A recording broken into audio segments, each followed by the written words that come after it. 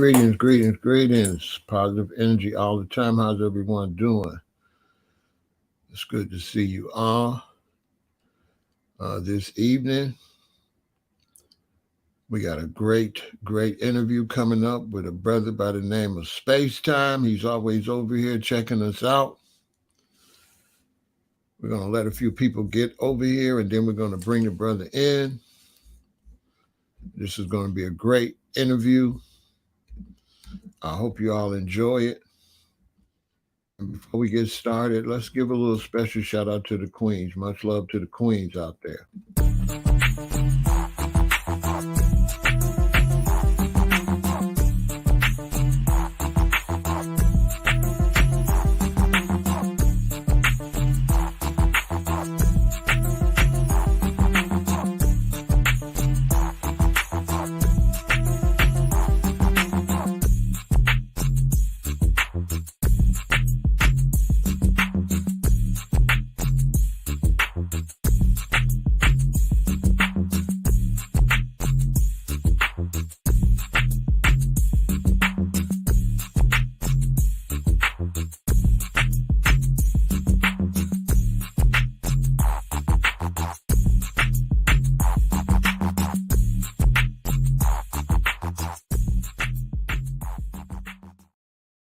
So yeah, much love to the queens out there. Welcome to Roaring Lions. This is where we interview brothers and sisters, and it's really based on them wearing their natural hair, right?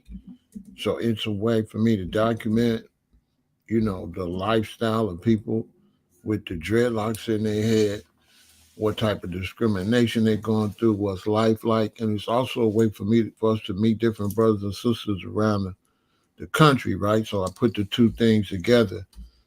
So, I'm able to find out what their experience was with their dreadlocks, or locks as they call them, locks. And I'm also able to talk to different brothers and sisters around the world, around the country, and get their perspective on life in general. So without any further ado, we are going to talk to this great brother, Spacetime. All right. Victory.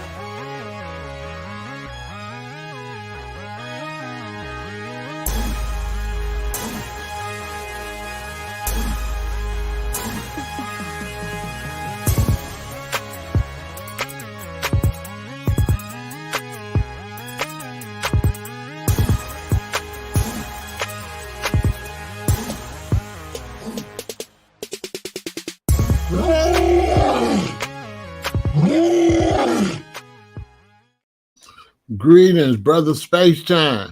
What's going on? How you doing? Man, it's a pleasure, brother. I'm glad to see you. Yeah, good. You know what I mean? Likewise. I appreciate the interview.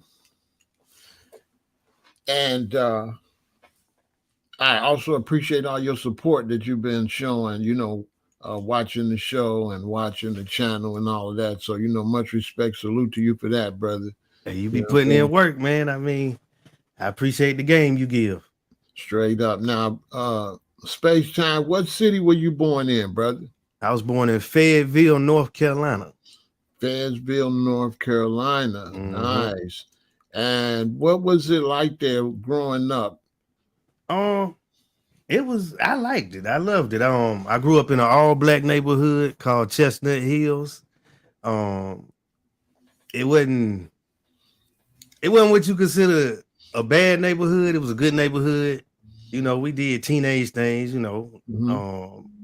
sometimes the neighbors might call the cops on us for hanging out in the streets late at night. But we wasn't we went tearing up the neighborhood. You know what I'm saying? We might play basketball, football in the streets. I just had a great time growing up in Fayetteville. Now, Fayetteville, it did make it's known for crime. You know what I'm saying? If you look up like the worst cities in the world, Fayetteville made the list. Fayetteville, Raleigh, and Durham is the 3 cities out of North Carolina that, you know, stuff go down. So you do got to be careful when you're in Fayetteville. It ain't sweet. It's a military town though. If you heard of Fort Bragg, Right. yeah. But it's grown up a lot since I was little.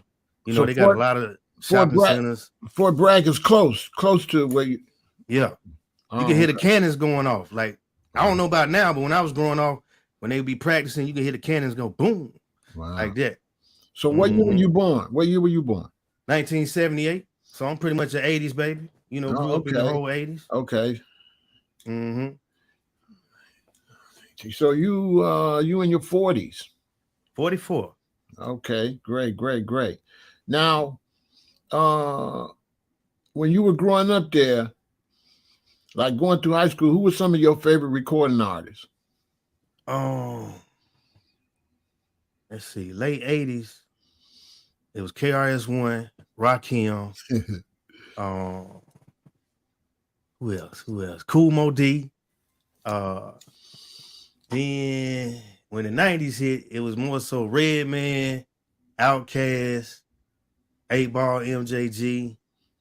That was like the late 90s, but you know, Redman held down the early 90s. Right. I like Biggie. Biggie first album. I like some of the tracks on the second album. Wu-Tang, definitely. Wu-Tang. See, in Fayetteville, we had a whole lot of New York influence. Like, we didn't get a lot of Southern hip-hop until around 2005. I ain't really get introduced to Southern hip-hop.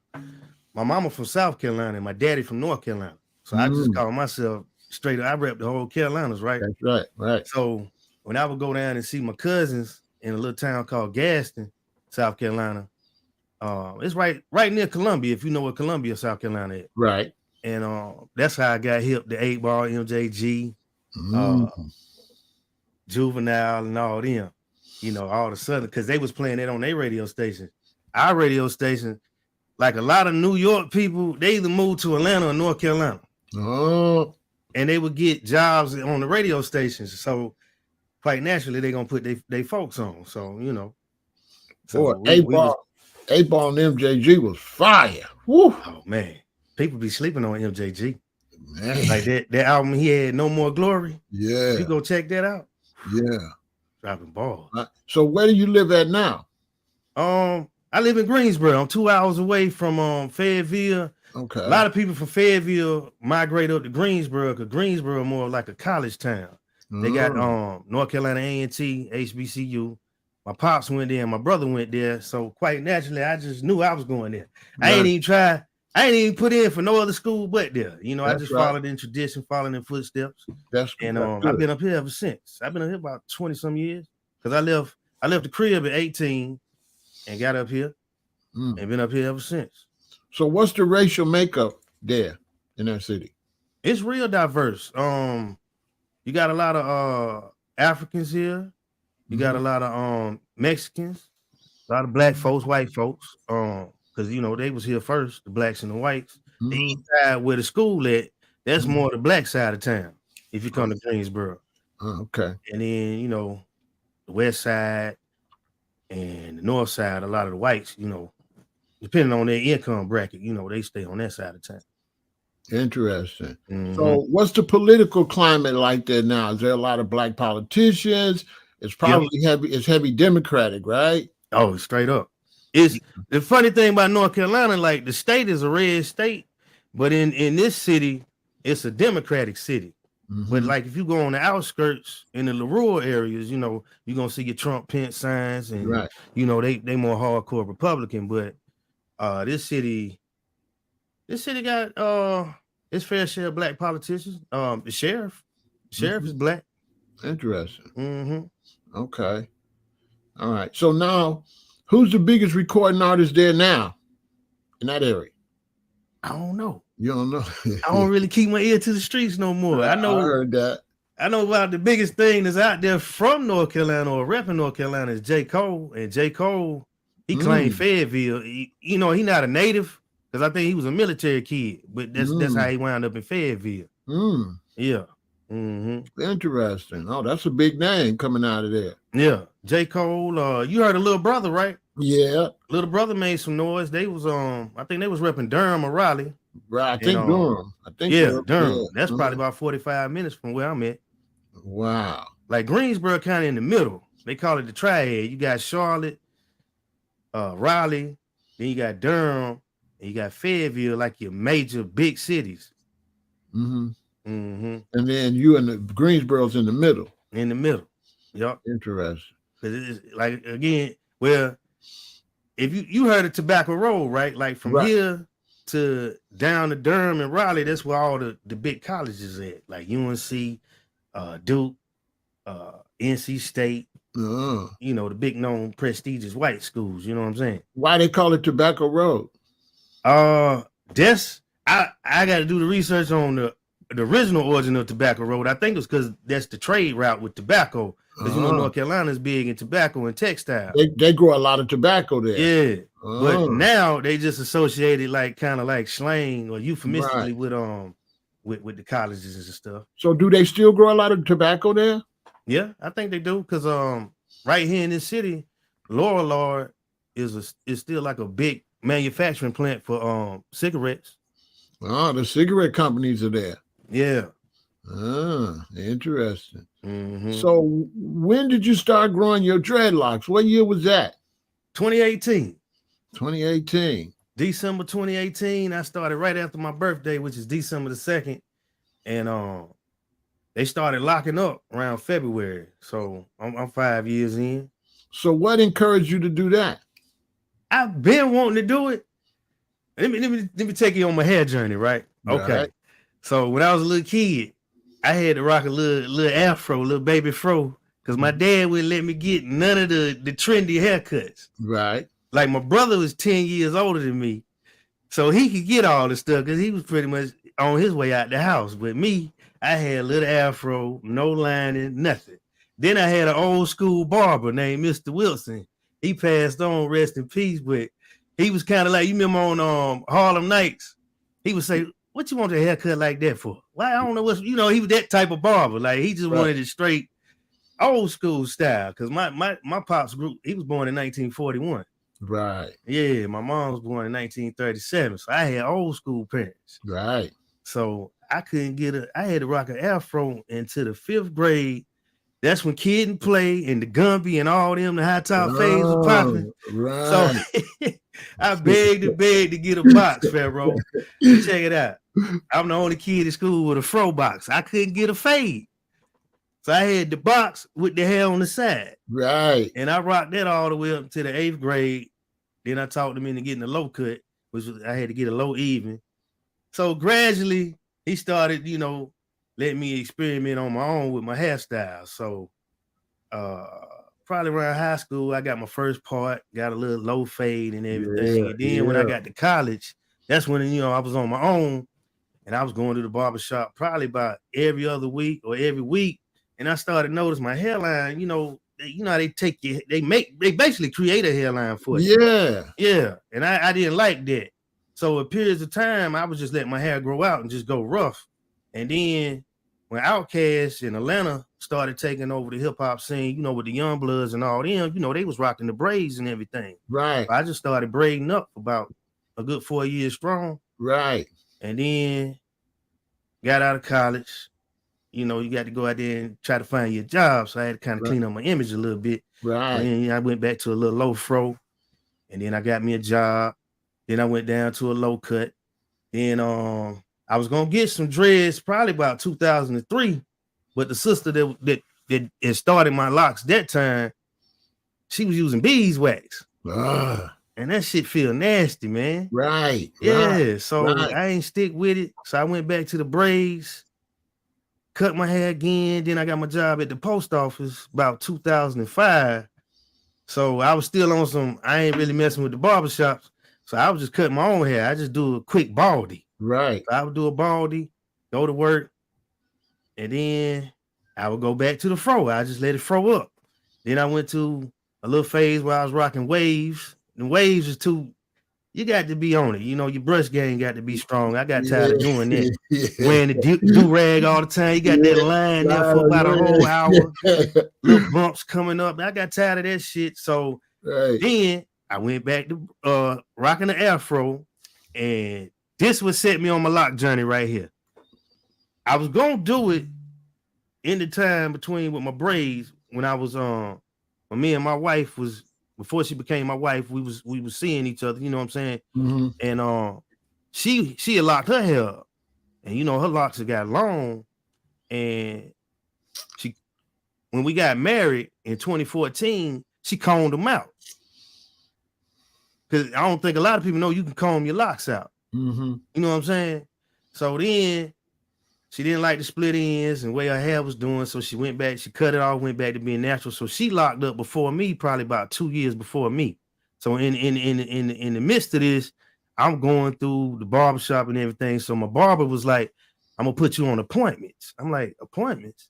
He was like, yeah, appointments. I was like, okay, that's cool. So you tell me to be there at 11 o'clock. Why I'm still waiting till 11:30? You know what I'm saying? You still got a dude in the chair, you lining his face up or still cutting his hair. So that's when I said, F it, man. I ain't, you know what I'm saying? I'm just gonna go back to the braids. And then I was like, yo, I'm really considering doing my locks. That's what I'm telling my wife. And she was like, okay, you know, I'll do your hair for you. And so I got the plaits. I got the plaits, and I let the plaits get real rough. And I said, okay, that's probably how I look with some locks or some dreadlocks. So that's when it was on then. I just told her in 2018, let's go ahead and do this thing. And now, did you get a lot of backlash from family, friends, or jobs, anything like that? I could tell my mama and my daddy didn't want me to get dreadlocks, but the fact that I'm grown and the job that I got, they don't give a damn long as you come to work. Right. You know what I'm saying? So, and I got time in. I'm damn near 20 years in the post office. So, you know, I'm kind of solid. So they not really worried about me. It ain't like I'm from job to job. So, you know, they embrace it. But I could tell like certain people, they give you fake compliments at work. They be like, "Ooh, I like your hair," and then you say, "Oh, really? When you gonna twist yours up?" And they be like, they you know they give you the stank face. They be like, like, well, you just said you like my hair, but why is your face looking like that? Then you know what I'm saying? Right. Yeah. So you know it's a mix, but we got a lot of people at where I work with locks. We probably got 20 strong in the building, from males to females with long dreadlocks, short dreadlocks. Some people starting them. So I got to salute the post office. They ain't tripping on that right now. Shout out to them. You know, you can wear your hair like you want to. Yeah. You know, you did it at a time where it had broke through. So you know, it wasn't no big deal like that. You know, it was all over the place by 2018. Yeah. So are you studying or associated with any particular like school of thought, like Hebrew, Rasta, anything Kemetic or anything? Which way you leaning, or you just you and you just check out everything? I'm just me. I'm like you. I'm drunken monkey. I'm drunken monkey style, man. You know, I'm unorthodox if I get the word out. You know, I done when I got into it, you know, Bobby Hemmett and Phil Valentine and Ray Hagens and all them tapes was in circulation just before Sarnetta got popping. And so I would get a hold to, it was this cat. I worked at a gym before I got to the post office. I worked at a gym for about 3 years. So, you know, I'm seeing people coming in, you know, I'm getting to socialize. And there's a dude named Frank. Frank was from Fayetteville, and that's how we connected. I said, oh, shoot, you from Fayetteville? So, you know, he used to call me his homeboy. He around your age. He might be 3 years, 4 years older. Okay. So he gave me some Dr. Ben CDs and some Ray Hagen CDs and Henry Clark. So that's what got, I ain't gonna say that's what got me curious. What got me curious was cats like KRS-One, Pro-Righteous Teachers, them back in the past, you know. I was kind of curious. So you know how everything come full circle. So I'm in the gym, he dropping this on me, and then he gave me the book Behold the Pale Horse, so and all that stuff, you know, like how we kind of get into the journey, get into the game. And then the cat that used to make beats for me out of Fayetteville, brother go by the name of Supreme, they had a crew. Now their crew actually had broke through and got on the radio at the time. That was big, you know, just knowing a crew at the time to get on the radio. And they had a group called Character Assassins. It was like a big Wu-Tang type group. And he was making beats. This cat named Rick Marvel was making beats. And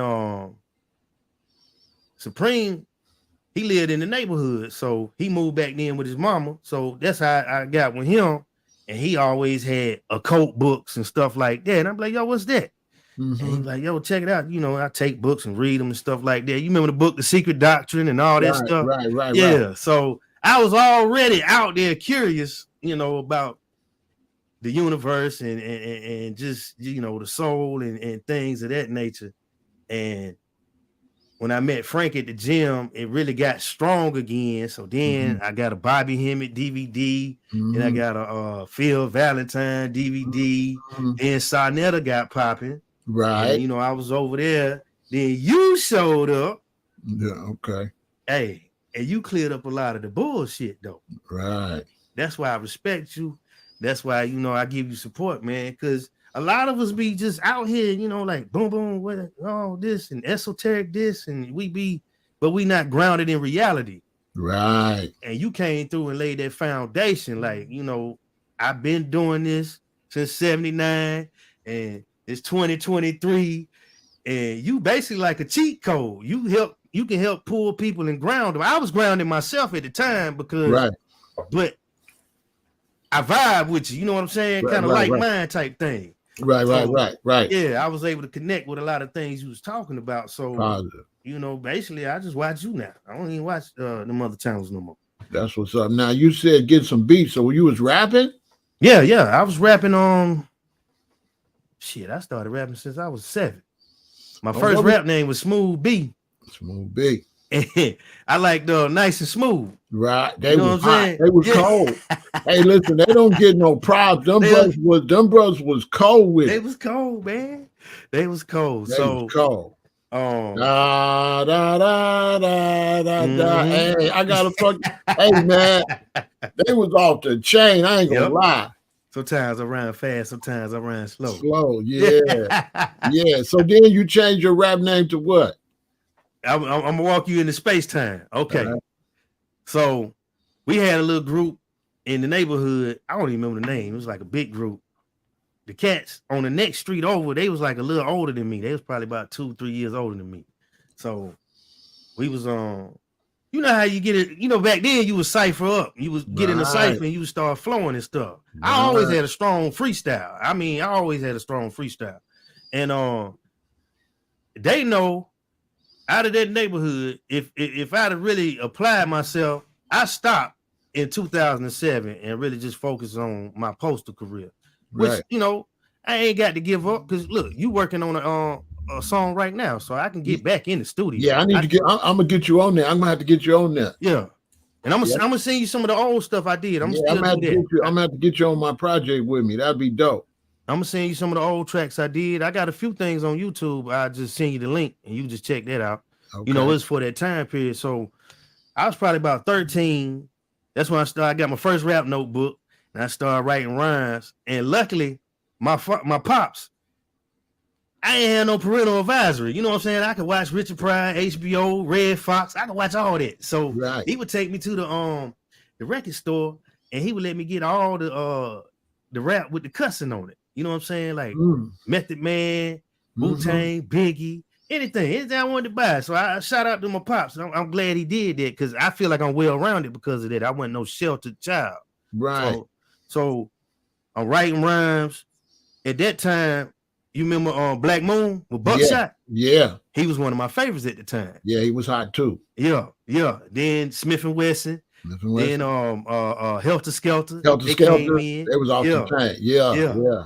So I was writing and writing. I still got old rap notebooks, you know what I'm saying? But this dude named Mike Bannerman. Shout out to Mike Bannerman if he ever come across this video. He was like, what's gonna be your rap name? I was like, Smooth B. He was like, nah, man. So because I'm light skinned, I always been the light skinned cat. So they call me Space Ghost. So I said, shit, I like that. So I stuck with the Space Ghost, and I knew about the cartoon because every now and then they would throw the cartoon on TV that with Speed Racer. Right. Yeah.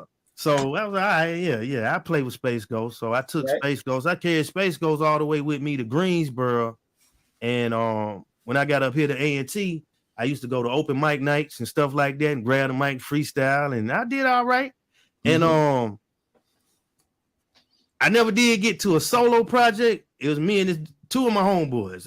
We had a group together, and then it was three of us. We call ourselves Disciple Unorthodox Styles and Tactics. It was DUST. Brother by the name was Supreme. Supreme was doing the beats, and our homeboy Jeff, he went by JEF, Just Enough Flavor. He passed on in 2019. So, shout out to Jeff. Rest in peace to Jeff. He was cold though. He was from New York and moved down to our neighborhood because his mom stayed down there. And let's see. So I was still rapping when I got up here, and make a long story short, the reason I go by Spacetime is because when I was filling out my YouTube account way back in the day, I didn't think it was gonna stick, but I was like, well, I want Space TV, but I'm gonna just put Spacetime. And when I started my channel, it's just that's how it stuck. Spacetime. That's how you got Spacetime. But my nickname is Space, and my rap name was Space Ghost. And I was really just gonna go by Space G and shorten it up, because if I ever do anything again, I don't want no issues with trademarks and Space Ghost and all that. Right. So that's why I just ride with Spacetime right now. Smart. Yeah, so that's real interesting. So yeah, the hip hop was a big influence on you, huh? Man, I'm telling you, I still to this day. I mean, I've accepted my time that I don't keep my ear to the streets because you probably can attest to this. At one point in time, you knew everything coming out underground, mainstream. But now somebody say, "Yo, you heard such and such?" I ain't heard that. Right. But, I go check it out. Right. I ain't one of them cats that hate on the new school. Right. Shit, I be trying to keep up with them. Sometimes I be changing my cadence and seeing if I could do that. Like, check it out. This is cat at work. He make beats. I ain't approached him yet. You little young cat. But I was thinking about stepping to him and talking to him and saying, "Yo, what's up, man?" He might want to put me on the track. So I need to be able to get with their era. Right. You know what I'm saying? Be able to connect with them. Right. That's always good. To hone your skills, it's constantly changing. Yeah. You know that for yourself. If you following hip hop, it changes every 5 or 6 years. So, you got to be on it. But that's okay. Let me ask your opinion. That's my thing with Nas, man. Like, I like Nas, but this last 2 King's Disease album, everybody's saying it's hot, but it's really hot garbage to me. And I'm not dissing the brother. This is my critique, Pharaoh. It's the same old shit. Right. Like, he ain't trying to do nothing new. You know what I'm saying? So it's like, I heard this before. It's good if it was back then. Right. But today I'm like, hey, I don't listen to that. Well, on his defense, he don't have no choice but to cater to his fan base. Yeah. He not gonna get no new fan base, right? Yeah. So he figure, let me just keep giving my fan base the same stuff I'm doing. So that way, when I go to do concerts, my concerts is consistent. So it's all a marketing scheme from his point of view. If he try to change up, he'll lose his old fan base, and he won't necessarily gain no new fan base. And if he was going to change, he would have had to change back when he said hip hop was dead. See, that was his opportunity. Instead of saying that, he could have started changing then and they would have accepted it. But he didn't, and that's why he got stuck.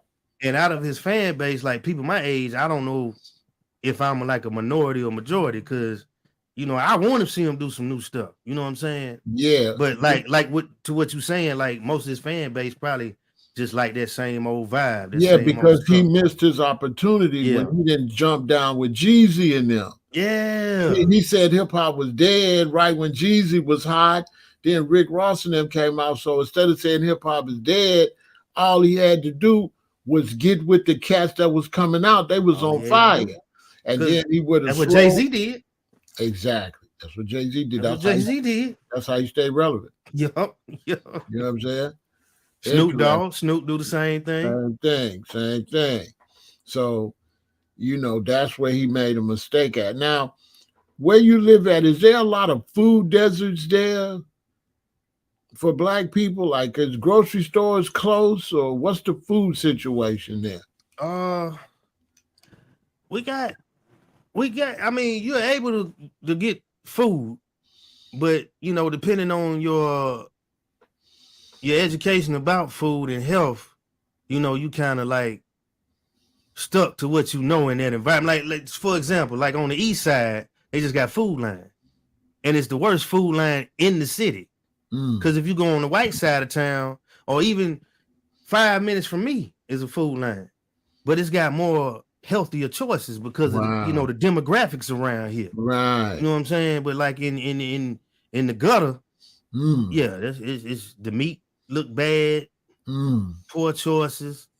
But if they update, some people know. I mean, depending on your mind state, you could travel around the city and we got a Whole Foods. Right. We got a place called Deep Root Markets.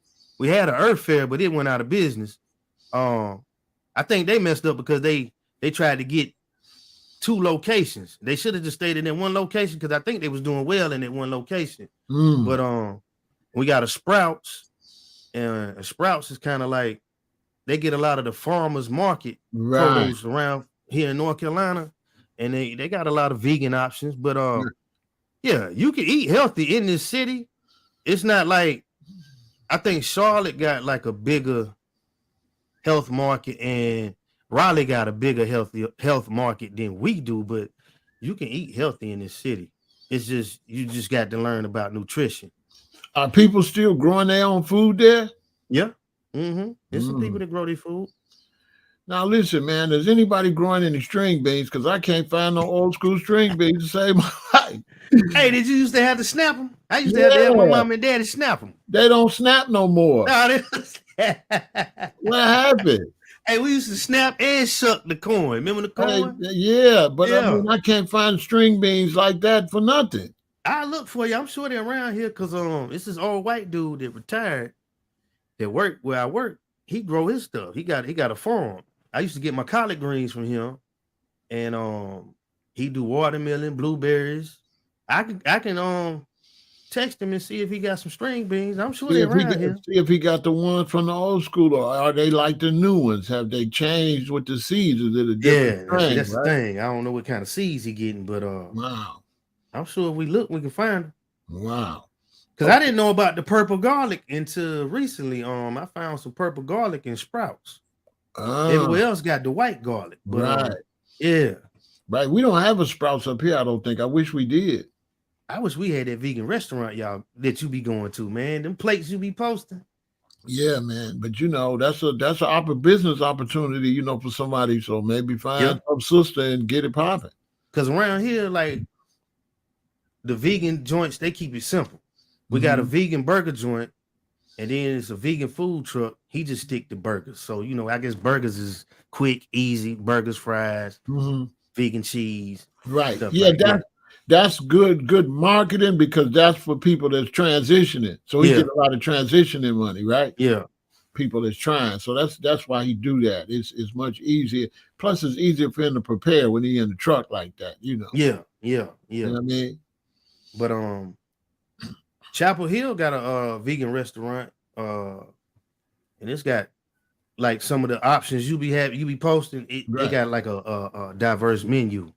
Yeah. Okay. So, okay. And now, then Charlotte got one. What are some of the main health issues that Black people are having there in North and South Carolina? Big thing is kidneys, dialysis, high blood pressure, cancer. I know 2 people that they not at work with me no more. They had to get their feet amputated. I know I probably can name you 30 people right now I know personally with diabetes. Dang. Yep. It's real. That stuff you be talking about is real out here. Dang. Yep. And I know some people that's on dialysis.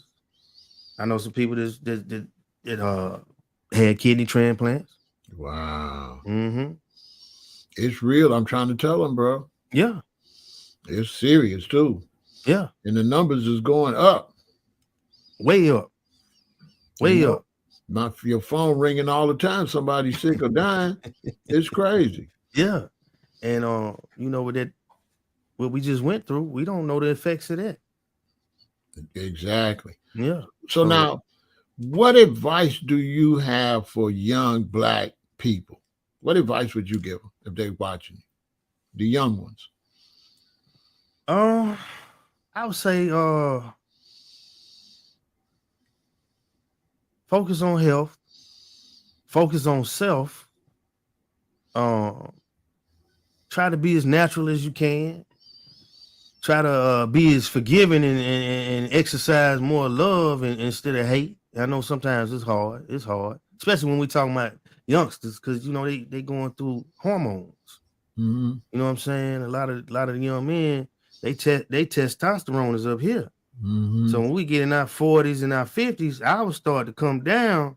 So we're able to reason and logic a little more without, upping them things. Mm-hmm. So, but and stop turning up all the time. Like you always say, stop turning up all the time, because you might be here another 20, 30 years. And that turn up can lead to a burn up or a burnout. Straight up, bro. You know what I'm saying? Straight up. Now, what about your money? Yeah. What about Black women? What advice do you have for Black women out here? You know what? The sisters I see in the South around me, they pretty good. They good, but it's that old South mentality. A lot of them can't shake the Christian church, and I ain't got no problem with the Christian church. I just think some things need to be upgraded with the mentality or the mindset. And a lot of that has to do with the food choices. But like the biggest thing, since we talking about natural hair, I would say if our women could start embracing their natural hair more so, because this weave stuff and the wigs is getting out of hand, man. I mean, because I know you remember the time in the early 90s when it was just a little bit of extensions, a little bit of tracks, and it looked good. Like, you didn't know if it was real or not. Right. But now it's like, come on. It's like fake is the new thing. Right. All these augmentations, the BBLs and breast augmentations and eyelashes, it's getting out of hand, man, with this transhumanism, man, and we just accepting more of a false reality and not embracing our natural selves and our natural reality. So I would tell the sisters, wear your hair. You ain't got to grow dreadlocks. I know it's hard for some Black women because they've been programmed since Big Mama, since Big Mama. All this hair stuff is, it's been straightening the hair, straightening the hair. Get them naps out your head. Get them comb that, Right. So I understand the programming, and I understand what we up against. So but what Pimp C say? Take that monkey shit off. You embarrassing us, man. Some of these wigs look terrible, man. I mean, they just throw it up there, Pharaoh. It ain't even like styled or neat. It's just throw it up there. And then you can tell when it's time to get it done again. What they do, they throw the ball cap on top of the hat, the hair hat. And this not me dissing the sisters. It's just saying, we got to wake up. Like, how you supposed to be on fleek, but you can't come out the house and show your natural self? Like when they put that hair in their head, they on fleek, right? They got them lashes on, they on fleek, right? All that makeup caked up, they on fleek. But I understand what we up against. You know what I'm saying? So I ain't hard on them. I don't go out here preaching and telling women they look like shit, and I don't do that. You know what I'm saying? I won't be dissing them like that and dragging them like that, because that's so easy, and a lot of channels can blow up dissing Black women. You know what I'm saying? I don't like that. I don't like that because it's just not right. It's not a good look. Right. You can get flagged for saying something that could save somebody's life, but if you diss a Black woman, boom, sky's the limit. Exactly. Yeah. Exactly. But they ruining their scalp. That's the main concern, is that they putting themselves in a situation where they got to keep covering up their scalp because all the hair is coming out. Like there's nothing up there. After a point, they get to a point they don't have nothing to connect it to. Yeah, yeah. It's sad. And all them chemicals in them products. Yeah, we're gonna have cancer everywhere. We're gonna It's have sad. breast cancer and ovary cancer. The ovaries is gonna be big in the next 10 to 20 years. It's gonna be ridiculous. Like I had this sister at work, nice looking sister, dark skin. She look good for her age. She wear the twist out. She get the 2 strands, and she made a comment. I had my hair out one day, and she was like, "I like your hair." I said, "Okay." I said, "When you gonna lock up?" That's permanent. I said, "That is not permanent." I said, "You can comb it out if you don't like it." I said, "At least start them. Go on a lock journey and see, you know what I'm saying? See how you feel." Mm-hmm. But it's the programming, Pharaoh. They can't shake. Yeah, they like the idea of being able to change styles. Yeah. You know, they want to keep changing it up, but eventually enough medical issues will happen where it'll wake the younger generation up. Now, what advice would you give to Black people worldwide? If you had Black people all over the world watch you, what could you tell us? Because, man, we need some advice. I swear to God. We got to stop cutting up, man. We got to take it back to the old school and not show out here all the time and not be quick to go off on each other. Mm-hmm. You know that, I mean, for the most part, outside of World Star and TikTok reels and Instagram reels, I don't see a lot of wretchedness. But right. I don't be in those spots either. I see a lot of good Black people. You know what I'm saying? Right. So I think a lot of us are doing good, doing well, and we have pride in ourselves. But we got the ones that's quick to get on YouTube and say anything, talk bad about their race, talk down on their race, as if they ain't Black. Right. Talk bad about reparations. Right. How you got a problem with getting reparations? Right. The dumb stuff they say. You ain't gonna do nothing but give it right back. Okay, you giving it right back now. So what's you know what I'm saying? All of a sudden you financial literate now. You a financial guru and some Black people might get reparations. You know what I'm saying? We even got it yet. We might get it. But now all of a sudden you know what we spending our money on. You know what we should be spending our money on. Just stuff like that, man. We got I would say this, we got the up our intelligence. If I can sum it up real quick, we got the up our intelligence, we got the up our conversations, we got the up our reading, we got the up our comprehension. It's a lot of slow people out here. Hey, bro, you should get a channel and start talking, seriously. I mean, just do it on your free time. If you don't do it but once or twice a month, you need to get on there and kick some stuff because you got it, you know what I mean? And every generation got something that everybody else got, and every region got something different. See, you coming out of Carolina, there's a lot of things that they might not know in Chicago. They might not think about in Florida. So, you highly intelligent. You've been, gathering a lot of knowledge. It's time to kick it back out. That's what I would say. Right. You know what I mean? I'm going to get in the game. I really appreciate you, brother. And like I said, I'm going to get with you. I'm going to get you on this album, man. I'm going to get you on some tracks. And, we're going to stay in contact. And this was a great interview, man. I think you're a very powerful brother. And you got some big things coming ahead. I can see that. Hey, if you want to now, I want to hook up and we can do a vegan podcast now. Because, I mean, we ain't got to do that right now. But everything you talk about as far as like products you try, I either trying them. That's what be so funny. It would be blowing my mind. I'm like, damn, I already got that.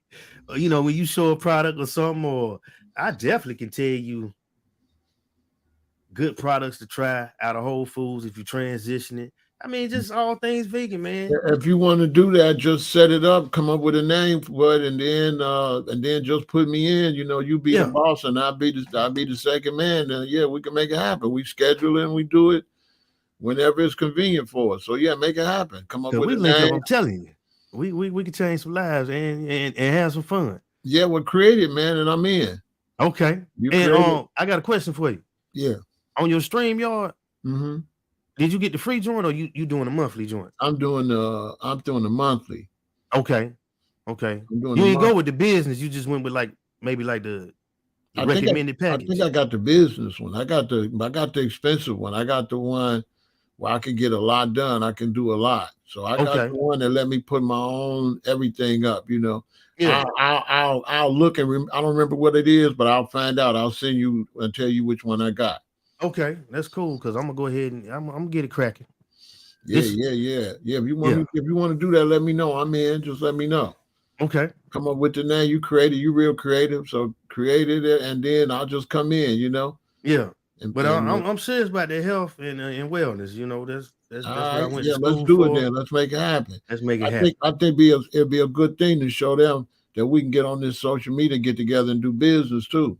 Yeah. Yeah. And see if we can get some sponsorship. Oh, we're gonna get all that. All Yeah. you gotta do is set it up. It's gonna blow. Because I know you and I know me personally, I didn't help this vegan industry blow because I done Yeah, tried all kinds of products. yeah, yeah. So if we get that, that's definitely gonna be good. That's gonna be good finances. That's gonna be good knowledge. It's also gonna be good to see to show them that we can get on this internet, work together, and Mm-hmm. do some things rather than just argue and debate. We can get together and get some business going. Yeah. You know what Yeah. I'm saying? So let's make it happen. So, you know, it's a business partnership. Salute to you, brother. And I Salute to really you. appreciate you coming over here. All right. Hey, keep doing what you're doing, Pharaoh. All right, man. You have a good night, bro. All right, you too. Thank you. All right. Yeah. All the time, bro. That was a powerful interview and it was a business opportunity, right? So now we're going to be business partners. You know, that's a strong, powerful brother right there. You know what I'm saying? Doing his thing. And that was another great interview on Roaring Lions. I hope you all enjoyed it. Stay positive, right? Eat right, take care of yourself, and you know, be careful out here. All right. V is for victory and for veganism.